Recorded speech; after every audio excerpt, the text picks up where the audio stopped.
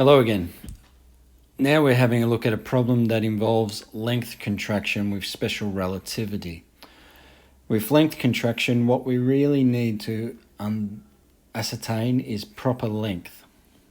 So the question reads, a jet plane zooms past an observer standing on the ground at a speed of 660 meters per second. If the length of the jet is 23.5 meters, when parked on the tarmac, calculate the length that the observer sees the jet. So what we want to do here is establish what is our proper length.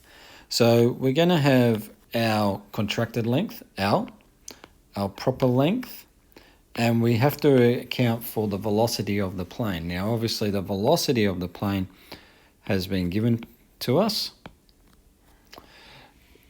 Now, the proper length, ascertaining what the proper length is going to be, what we want to make sure is this 23.5, that's going to be our proper length.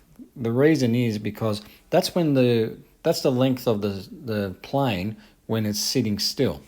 So we can easily find that.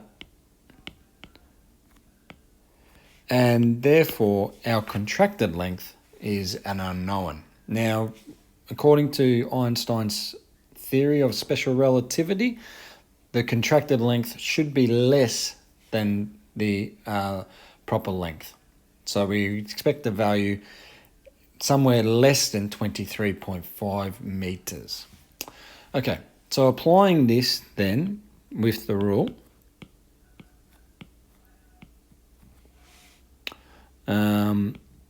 we get the contracted length equaling 23.5. I'm just going to rearrange the Lorentz factor a little further.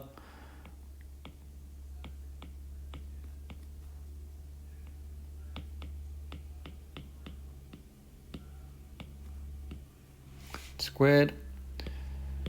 And we get a length. Now, if we put this in our calculation, we get a length which is 23.5 meters.